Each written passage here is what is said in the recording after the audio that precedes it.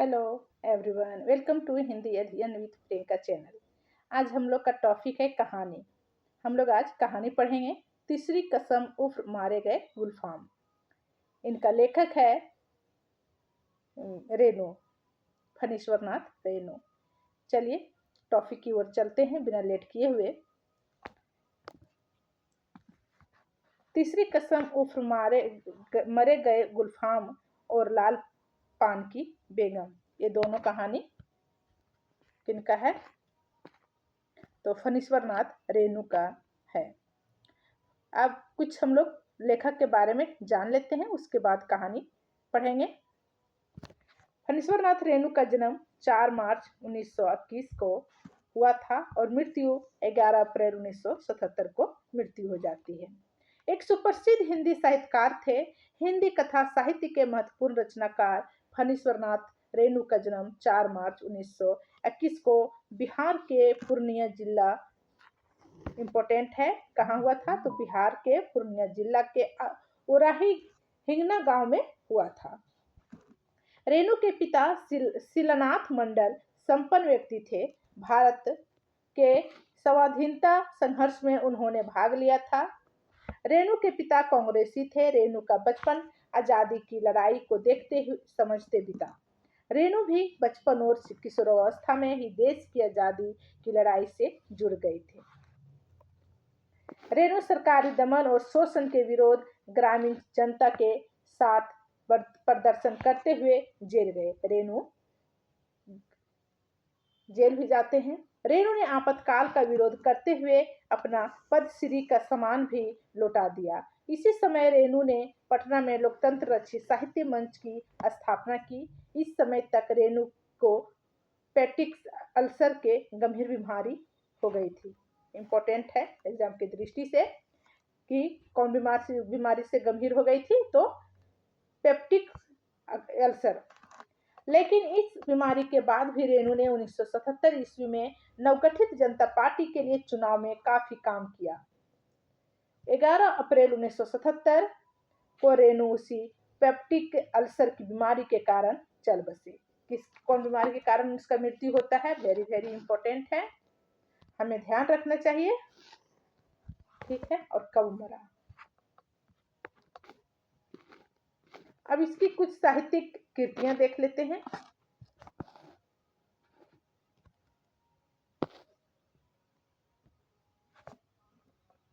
साहित्यिक कृतियां: उपन्यास मेला आंचल 1954, प्रति परिकथा 1957, जुलूस 1965, दीर्घतपा 1964, जो क्रांति कथा 1977 के बाद कलंक मुक्ति के नाम से 1972 से प्रकाशित हुआ था, ठीक है।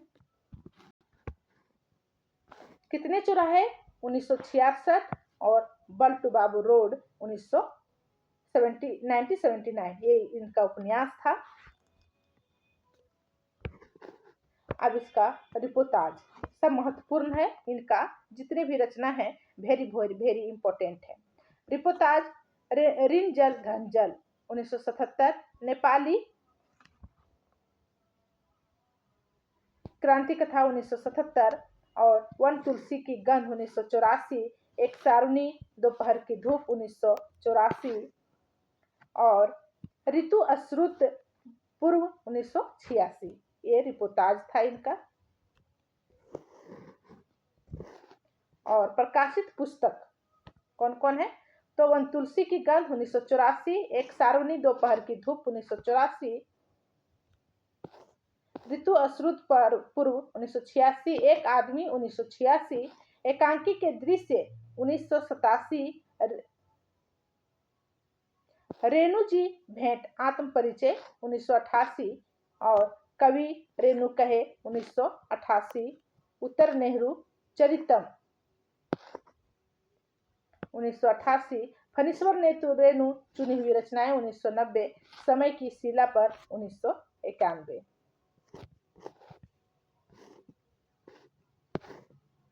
अब कथा संग्रह। कथा संग्रह कौन कौन है?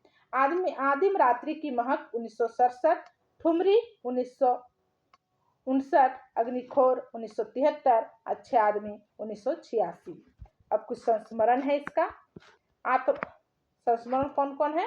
तो आत्म परिचय और समय की शिला पर, दो ही संस्मरण है। प्रसिद्ध कहानियां, मारे गए गुलफान, एक आदमी रात्रि की महक, लाल पान की बेगम, पंचलाइट और तवे एकला चलो रे, ये इनकी कहानियां हैं। ठेस और समय दिया, ठीक है, इनकी इम्पोर्टेंट रचनाएं थी। अब हम लोग कहानी की ओर चलेंगे। फणीश्वर नाथ रेणु कहानी तीसरी कसम उर्फ मरे गए गुलफान 1956 में लिखी। अब और किस पत्रिका में और कौन संग्रह था? तो परंपरा पत्रिका में प्रकाशित हुआ और ठुमरी संग्रह कहानी संग्रह में संकलित है, इम्पोर्टेंट है। इनका पात्र देख लेते हैं, कौन कौन पात्र है। तो पात्र है हीरामन जो नायक है, बैलगाड़ी चलाने वाला। हीराबाई नायिका है, नौटंकी में काम करने वाली है। लाला मोहन धुनीराम पलटदास, लाला मोहन का नौकर और लहसनवा। इतना इसका पात्र हो गया, वेरी वेरी इंपॉर्टेंट है। उद्देश्य विषय, कहानी में प्रेम की भाव परमतः पूरी तरलता के साथ व्यंजित हुई है। हीरामन और हीराबाई के बैलगाड़ी सफर के माध्यम से लोक संस्कृति, उसमें निहित रस और मर्यादित निश्चल प्रेम को व्यक्त करने वाली कहानी है, ठीक है। अब हम लोग इसका कुछ महत्वपूर्ण बिंदु देख लेते हैं और कथन देख लेते हैं, जो एग्जाम की दृष्टि से बहुत बहुत महत्वपूर्ण है, ठीक है। किसकी पीठ पर गुदगुदी लगती है? तो हीरामन गाड़ीवान की। हीरामन कितने साल से गाड़ी हाँकता है? तो 20 साल से। सीमा के उस पार मोरंगराज नेपाल से धान और लकड़ी ढो चुका है। गाड़ी पकड़ी गई 5वीं बार सीमा के इस पार तराई में। कहाँ पकड़ी जाती है? सीमा के इस पार तराई में। दरोगा साहब उसकी गाड़ी में दुबके हुए मुनीम सिंह पर रोशनी डालकर पिशाची हंसी हंसे, हा हा हा मुनीम जी, ठीक है। एक सब पंक्ति दे के पूछ सकता है किस कहानी से है, तो हमें याद रखना चाहिए। गाड़ीवान और गाड़ियों पर 5-5 बंदूक वाले सिपाहियों का पहरा हीरामन समझ गया, इस बार निस्तर नहीं जेल। भैया और भौजी को वह मुंह नहीं दिखा सकेगा। कभी नीलाम की बोली उसके कानों के पास गुज गई, 1 2 3। नेक्स्ट पॉइंट, दोनों के कानों के पास गुदगुदी लगा दी और मन ही मन बोला, चलो भैया जान बचेगी तो ऐसी शंकर गाड़ी बहुत मिलेगी। 1 2 3 9 2 11 का किसका कथन है? तो हीरामन का कथन है।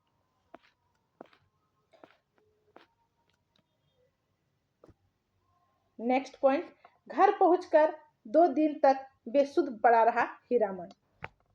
कौन पड़ा रहता? घर पहुंचकर बेसुध पड़ा रहा हीरामन। 2 कस्में खाई है, उसमें एक है चोर बाजारी का माल नहीं ला देंगे, इंपॉर्टेंट है, वेरी वेरी इंपॉर्टेंट। और दूसरी बास की लदनी नहीं करेंगे। हीरामन की खैरैया शहर की लदनी भी छोड़ दी। नेक्स्ट, बाघ गाड़ी की गाड़ीवानी की है, हीरामन ने बोलता है।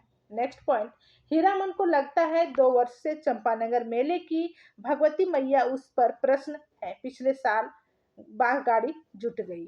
नेक्स्ट पॉइंट, इस बार यह जनानी सवारी औरत है या चंपा का फूल, जब से गाड़ी महक रही है।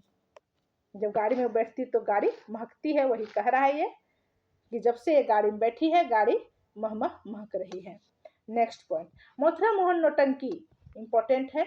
मैं लैला बनने वाली हीराबाई का नाम किसने नहीं सुना होगा भला? लैला या हीराबाई का नाम भी उसने नहीं सुना कभी, देखने की क्या बात, हीरामन ने बोला।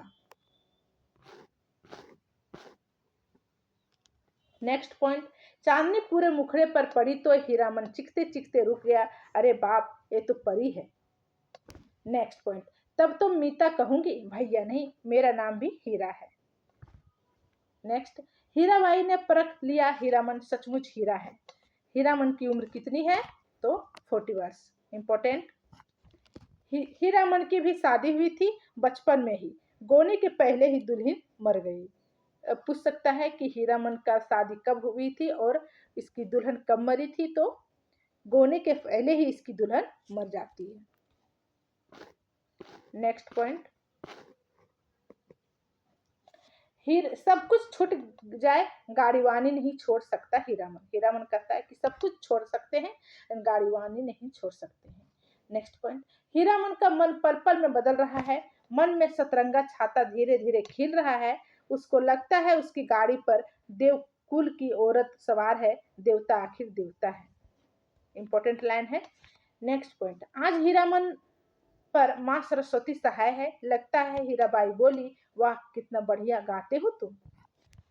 नेक्स्ट पॉइंट, पानी में बैठी हुई भैंसों और उनकी पीठ पर बैठे हुए बगलों को कौन देखती रही, हीराबाई का कथन है।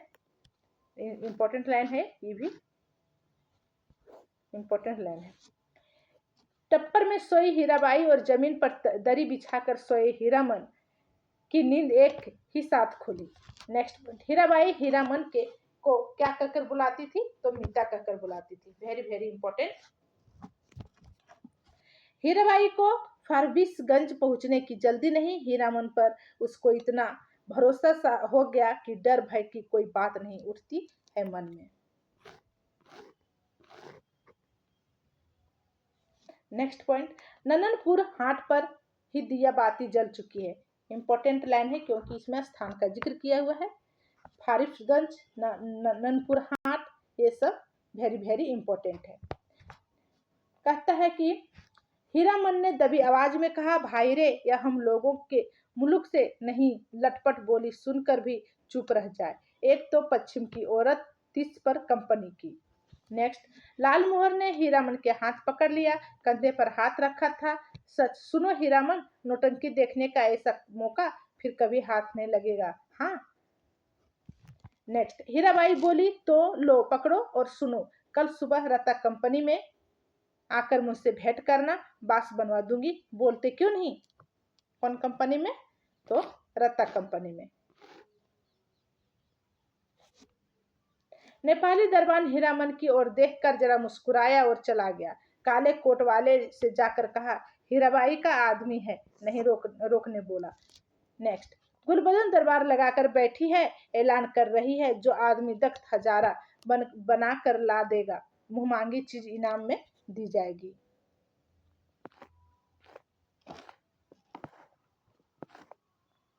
नेक्स्ट, नहीं हुजूर, इन लोगों को छोड़ दीजिए, हीराबाई के आदमी है, बेचारी की जान खतरे में है।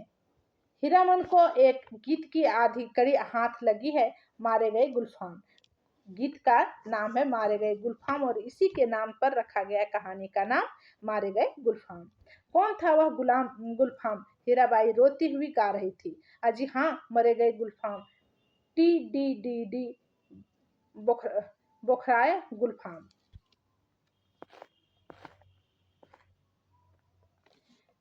नेक्स्ट, तुमको ढूंढ रही है हीराबाई, स्टेशन पर जा रही है, एक ही सांस में सुना गया। लालमोहन की गाड़ी पर ही आई है मेले से। नेक्स्ट, हीराबाई चंचल हो गई, बोली, हीरामन इधर आओ अंदर, मैं फिर लौटकर जी रही हूँ मोथरा मोहन कंपनी में। 3 कंपनी आती है, मोथरा मोहन कंपनी, रेत कंपनी, अपने देश की कंपनी है, वनेली मेला, आओगे ना? हीरामन बोलता है, ठीक है। नेक्स्ट, हीराबाई ने हीरामन के कंधे पर हाथ रखा, इस बार दाहिने कंधे पर, फिर अपने थैली से रुपये निकालते हुए बोली, एक गर्म चादर खरीद लेना। नेक्स्ट, कलेजे की धड़कन ठीक हो गई, हीराबाई हाथ की बैंगनी साफी से चेहरा पोंछती है और साफी हिलाकर इशारा करती है, अब जाओ। नेक्स्ट पॉइंट, उसने उलट कर देखा, बोरे भी नहीं, बांस भी नहीं, बाग भी नहीं, परी देवी मीता, हीरा देवी, महुआ, कटवारीन, कोई नहीं, मरे हुए मुहूर्तों की गूंगी आवाजें मुखर होना चाहती है। नेक्स्ट पॉइंट, हीरामन के ओठ हिल रहे हैं, शायद वह तीसरी कसम खा रहा है, कंपनी की औरत की लादनी नहीं करेंगे। ठीक है, ये कहानी का मुख्य तथ्य हम लोग देख लिए। अब नेक्स्ट, तब तक के लिए नेक्स्ट क्लास में फिर मिलते हैं। धन्यवाद।